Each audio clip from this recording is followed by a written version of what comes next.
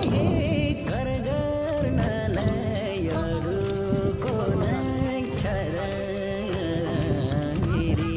प्यारी मामा बुढा छन् बालबच्चा साना